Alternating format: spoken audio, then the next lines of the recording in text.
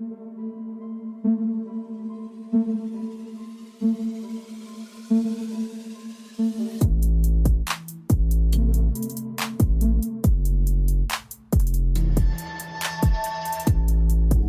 up, everyone? Welcome to the podcast. I'm your host, Isaiah Copon.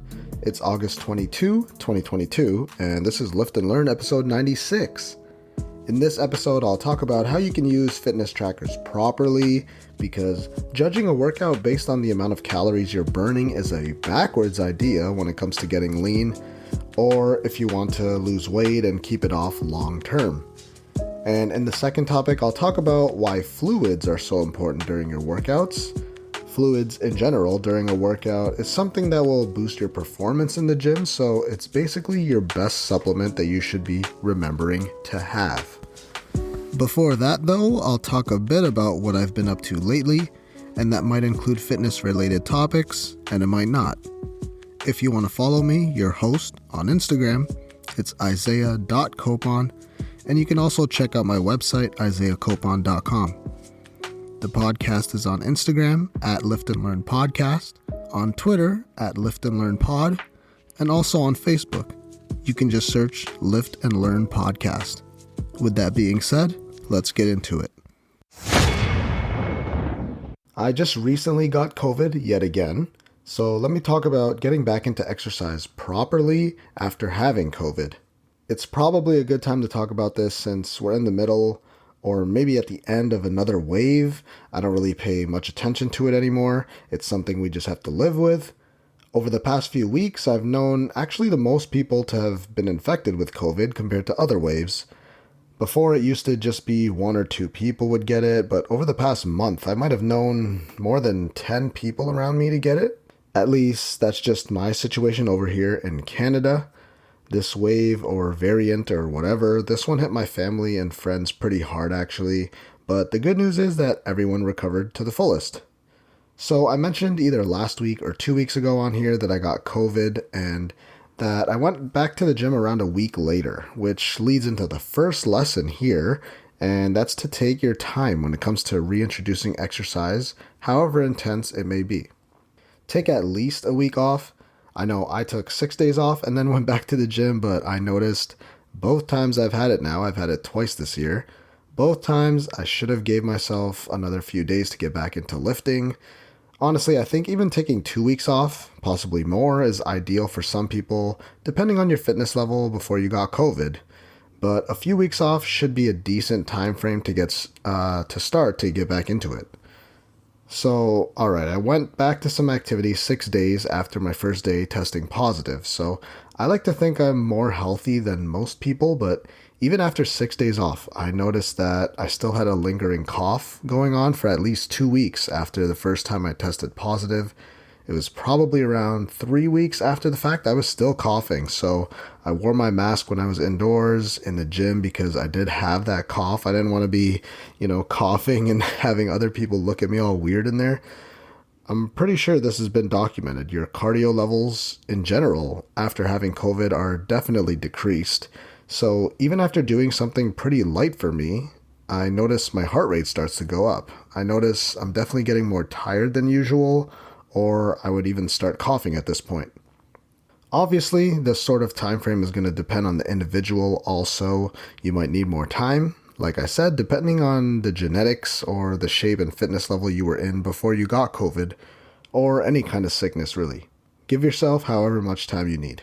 In terms of getting back to normal cardiovascular endurance levels, that could take up to 2 or 3 months actually. So yeah, at this point, COVID probably won't kill you, but the bad part is that there are some after effects that have been observed, and we still don't know the full details on all the negative effects when it comes to long COVID symptoms. You'll notice some heart rate elevation also after COVID. I just heard about this one actually on another podcast I was listening to where they talked about this briefly. If you have a fitness tracker of some sort, something that tracks your heart rate, like resting heart rate or heart rate during exercise, you'll notice that your heart rate is actually a few beats per minute higher, so the BPM is higher. I'll give you my own numbers for comparison's sake to show you exactly what I mean. So my normal resting heart rate, I've been tracking it for years now because it's always been pretty low. It's usually anywhere from 45 to 47 BPM. That's at rest. It's under 50 for sure. So when I had COVID, it was actually around 58 actually, with one day being at 61, which is high for me. So my heart was beating 10 times, more than 10 times more per minute. So slightly higher stress levels in the body there. And while I was recovering from COVID, that's when I slowly started to see 55 BPM, and it would go down from there. I think it took almost 3 weeks to get back down to 50 and under. So that's another one of those effects. It might not be too particularly harmful for me, but if you're older, it could increase some health risks there. Post COVID symptoms are pretty real, man. I've noticed it myself. It takes me around a month or so to get back to feeling at least 90%. So I slowly increased the intensity of my workouts over the first month of training at least, because I know my body is still recovering. I could feel it. It's good to track your workouts, especially in this case, and pay attention to it because you don't want to rush back into it. So going lighter on exercise, not being as intense in the gym is going to be necessary as well. Moderate intensity to start, that's going to be the key right there. Personally speaking, weights that I was using the weeks after I had COVID were around 75% of the normal weight that I was doing. So I was doing, let's say, a flat dumbbell bench. I was doing around 100 pounds before for 8 or so reps. But my first training session back, I used 65 pounds, I believe. So yeah, my first week, that's how it went. I mean, and then I slowly ramped it up over the next few weeks. It took me around a month or a bit more than a month, actually, to get back to that same 100-pound dumbbells I was using before. That's fine. People are always so focused on getting back to weight they were lifting before, man. Just do better than last week or last session, and that's what you need to compare yourself to, not just whatever your last training block PR was. You'll get there eventually, just take your time. What helps keep your sanity there, again, is tracking, because you'll have your reps and strength numbers, you'll write it down. Maybe you can write down a quick note every week saying, okay, that was lightweight, baby. You can go up next session, or if it was difficult, then write that and be honest with yourself. I mean, going up in weight on your lifts just 5 pounds every week, or if you do that for 4 months, or sorry, 4 weeks or like a month, that's already a 20-pound increase, which, I mean, that could happen if you have the muscle memory there already. Now, of course, this isn't going to be sustainable for most people. That would be a 240-pound increase in lifts in just 1 year. At that pace, that's probably not going to happen. But at first, those strength gains should come back pretty quickly if you're just getting back into exercise. Trust me, this is a day-by-day thing. Getting back to exercise after having COVID, I even had workouts that I wrote for myself, and I overestimated my strength so many times. I'd write down, do this weight for this many reps, and when I actually got to warming up, I knew my body enough. I know the signals. I'd have to go lighter, and I would have to do less reps because I'd feel more gassed, or I just got more fatigued than usual. And no, don't tell yourself that it was a bad workout because you didn't get stronger this time. It's not always, every single time, it's not all about strength, you know? It's about going through the motions. Remember that your body is still recovering. You can't expect it to just work at its best every single gym day, no matter how much you push yourself. I talked about it last week already. Working out even less than 3 days can be beneficial. I mean, 3 days, less than 3 days per week. So as you're starting to ramp it up, 1 or 2 days a week where you're working out, it doesn't even have to be in a gym lifting weights, just anything that raises your heartbeat at first. Workouts where you might not necessarily be pushing yourself, but instead you're testing your tolerance and how the whole recovery process is going. So if you got COVID, I hope your recovery is going well. And when it comes to getting back to hitting the gym after COVID or any other sickness or injury, the biggest keys are to take your time to get back into training. Take as much time as you need and start off slow and light with your training. The strength's going to come back. Don't worry. You got that muscle memory. And you'll notice the strength increases pretty quickly once you start exercising with more consistency. 1 to 3 workouts per week would be ideal. Just give yourself extra recovery time in between those workouts. A day or two, that should be good because that's something that could also be affected by all this. And as usual, be patient with your progress. Let your body heal itself before you start adding too much stress on your body, like a workout that's too intense. Moving on to how life has been lately for me, I've been super busy, which is good since I got back from my vacation. I've been training clients and had some family parties to go to these past few weekends. Man, my clients are killing it right now. I'm so proud of, especially my in-person clients. I'm so proud of them being consistent there because I had 2 weeks off in this past month with COVID and then going away on vacation, but everyone did their part and still made progress in some kind of way, which is amazing to see. And I don't know if you noticed, but it's actually Monday today, and I'm going to be releasing podcast episodes on Monday from now on, at least for the time being. I just want to see what it does to the viewer count. And right now, it works a lot better with my schedule, which is the real reason why I want to change the dates right now. This way may work a bit better for me. I can record my episodes Friday night, and then I can spend the weekend editing them and whatever else I need to do to prep the episode and upload it and all that good stuff. Training wise, like I said earlier, I had COVID around a month ago. I'm still slowly ramping up my training. My cardio still isn't there right now. I noticed I'm getting gassed on exercises quicker than normal, but that's okay. If I ever need to scale back my intensity, I still do so. Some days I feel pretty strong, but other days don't go too well in terms of strength and endurance, but that's normal. I should be back to normal by the end of the month, and I should be ramping up my intensities toward the back half of this year. I'm still in my hypertrophy phase right now, but when I hop up back on that strength phase, oh man, it should be a good time. I'm planning on hitting some PRs before hopefully my best cut ever, physique-wise, for next summer or next fall. I'm giving my body a few months coming up here to build a solid package overall. But because I've been so busy lately, I haven't had time to lift in the morning, which is what I've been doing basically my whole life. I've been doing it for so long now, pretty much my whole lifting career. Right now, though, what's working for me with my schedule is working out at around 2 or 3 in the afternoon, and I'm definitely still adjusting to that. I feel like I just don't have as much energy as I do compared to my morning workouts, but I'm pushing through, slowly adjusting. I usually have a meal around an hour before I lift, and then a snack about 20 minutes before the gym. That snack usually helps me in my morning workouts, but the afternoon workouts are just, I don't know what it is, it's just more tiring for me. It's probably because I've already been working at that point. I've probably already seen 4 or 5 clients, so I'm already a little bit drained when it comes to my workout. I'm slowly getting used to it, but I miss those morning workouts for sure. Thankfully in the afternoon, the gym isn't busy when I go, so I do still have access to any machine I need. But I feel like when school starts this September, that gym might be more packed during this time because it's like right after school, so I guess we'll see. I'll deal with that problem when it happens. One last thing I have to mention because I saw this article earlier this week. I can't believe we needed a study for this one. I'm just going to read this headline right here.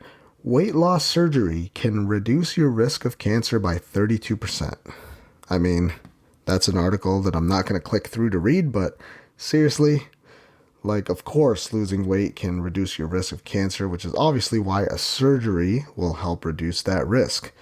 In some cases, yes, a surgery is going to be necessary, like if you're really obese, but for most people, this is completely unnecessary, and you should not be blaming your genetics. You really just need to get yourself moving again at first, probably while cutting out, or even better, substituting or replacing those ultra-processed, hyper-palatable foods because they're causing you to eat 400 to 800 more calories per day. And if you repeat that process for years on end, eventually you're going to realize, wait, how did this happen to my body? It creeps up on you, man. The only way to change it is to be aware of your habits and slowly change them one by one. A quick solution like getting surgery so that you're lighter, that doesn't tackle the root problem. If anything, you might find yourself back in the operating room again, getting the same surgery again, because you didn't fix the real problem. Yes, your weight plays a key part, but it's whatever you're doing that's causing you to be overweight in the first place. So clean up the diet a bit and start to exercise, and that's already going to lower your cancer risk that you might have, and it's going to be so beneficial in many ways like mood, self-esteem, more strength, a leaner body, and a faster metabolism. Question 1. If you're trying to lose weight, how do you figure out how many calories to burn if the fitness bands or the Apple Watch is not accurate? Oh man, we really need to change the way we're thinking here. I know the majority of the times, calories in versus calories out, that's the way to go when it comes to altering your weight. But if you're just going to eat however you want because you burned a lot of calories during your workout, and I'm not saying that this person is eating whatever they want, but it's that mentality. That's something to get out of. You don't want to be worrying so much about how many calories you're burning during your workout, because that should not be the main way to be in a calorie deficit. Doing this sort of thing, eventually you'll run into a wall. I mean, what's the end goal here? To burn as many calories every day in order to lose weight?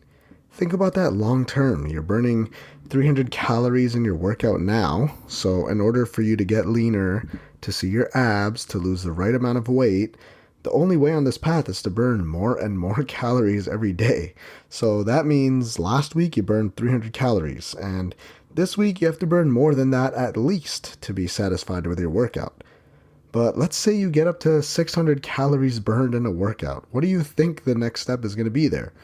Eventually, life's going to get busy. You're going to have to work out less hours during the week. So instead of burning 600 calories every day, maybe 5 days out of the week, eventually you'll burn out, or you just simply miss days and you'll only get to go to the gym maybe 3 times per week. Again, you're still burning the same 600 calories every day, but at the end of the day, you're missing 2 days because you're getting busy, you're doing something else, so your weight starts to stall or it goes up in some cases. And that's why just judging your workout based on burned calories just is not a good way of looking at it if your goal is to sculpt your body. My point with all of that was you cannot outtrain a bad diet. And it's common for a question like this to come from someone with a type A personality who's always trying to burn so many calories in their spin class or whatever boot camp they're doing. And then they post an Instagram story about how many calories they burned and taking a picture of their watch. You're going to have to change your eating habits in most cases.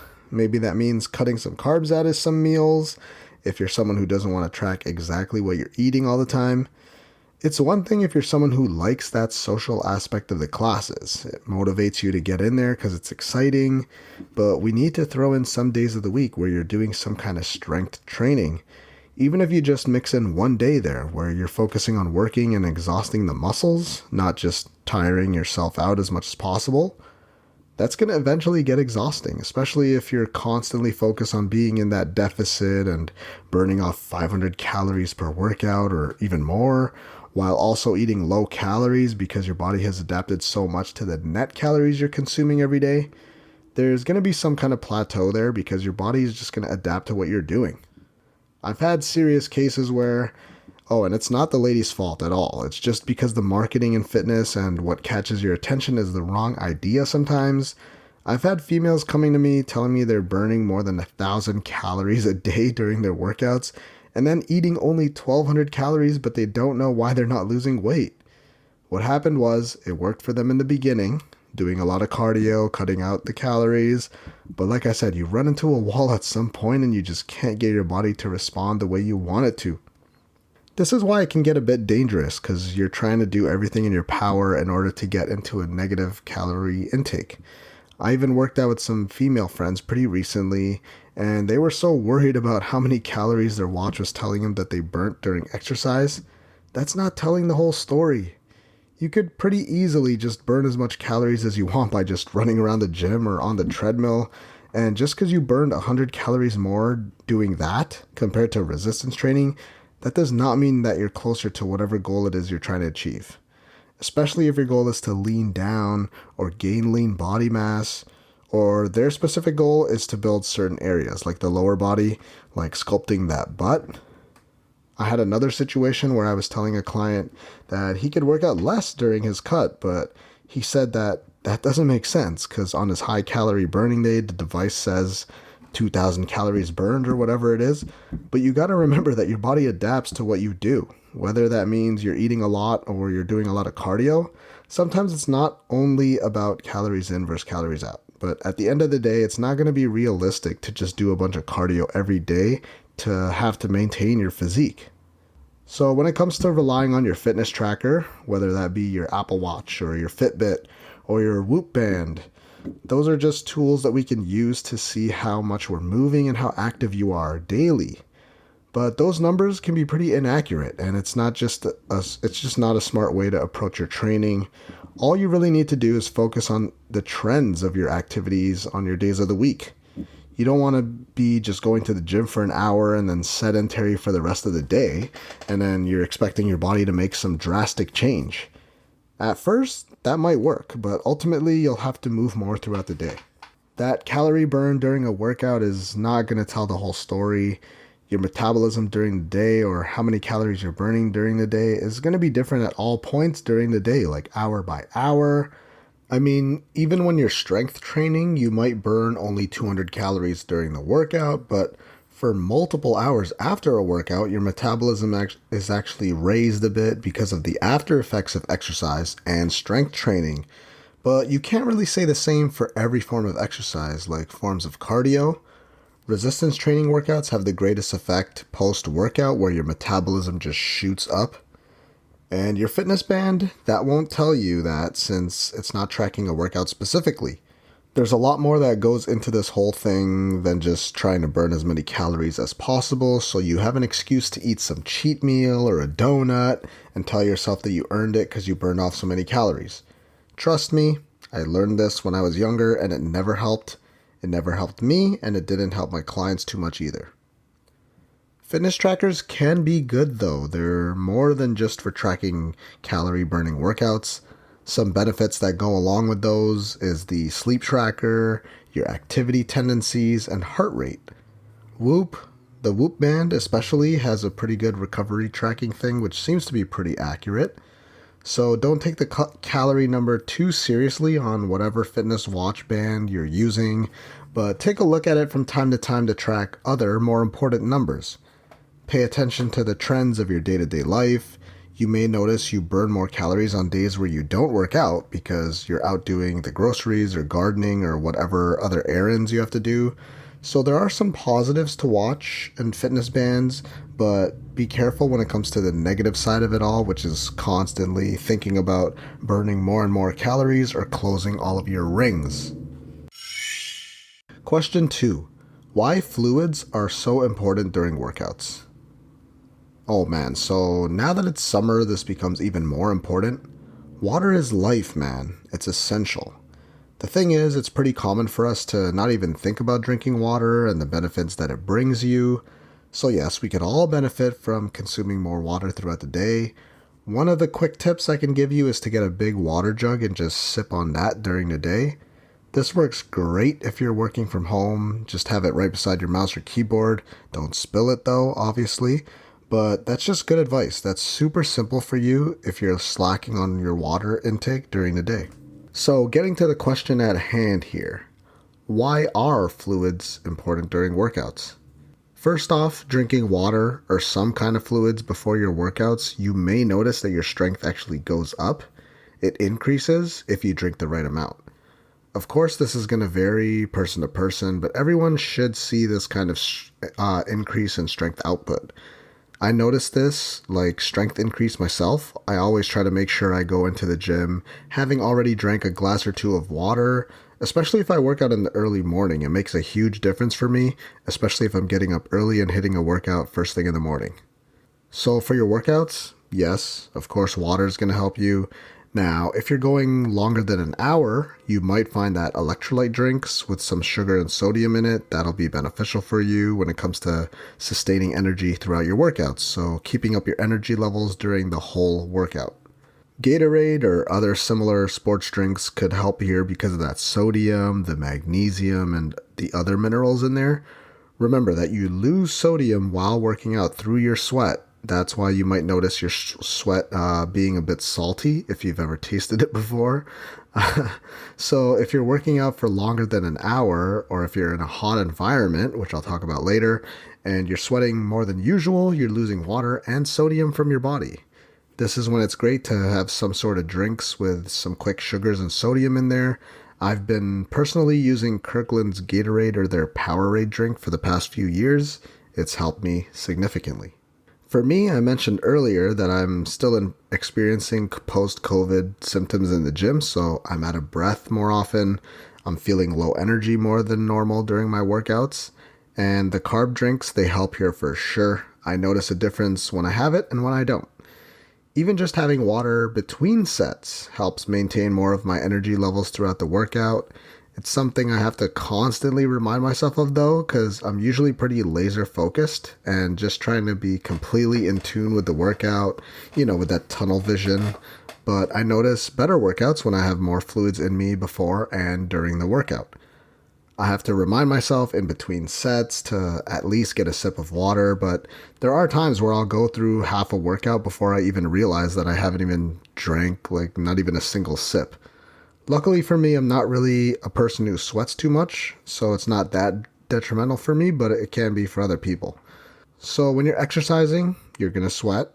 Another reason why you need to be drinking fluids, if you're a heavy sweater, that's again where the electrolyte drinks come in handy. You have to replace the water you lose to reduce the risk of things like heat stress and dehydration, which could cause your performance and your strength to take a hit there. You'll notice a decrease in most cases. Water and fluids also helps regulate body temperature. Your body heat and temperature goes up during a workout because you're moving more. That's just what happens naturally. The water will help keep your internal temperature at a cooler level, which aids in performance. So this is just a quick and simple hack to get the most out of your body. Everyone's always thinking about what supplement to get to boost their performance, while ignoring the basics like this right here. Simply just hydrating yourself properly is likely going to benefit you more than the best BCAAs or pre-workout could do.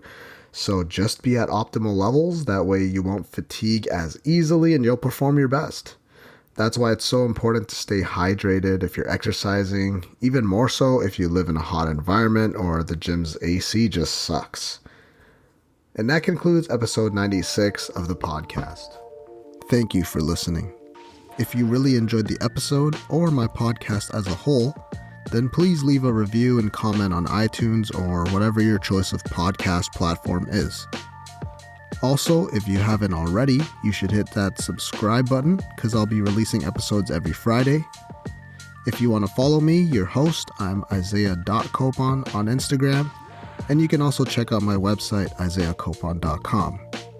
If you want to follow the podcast, you can check out @Lift and Learn Podcast on Instagram.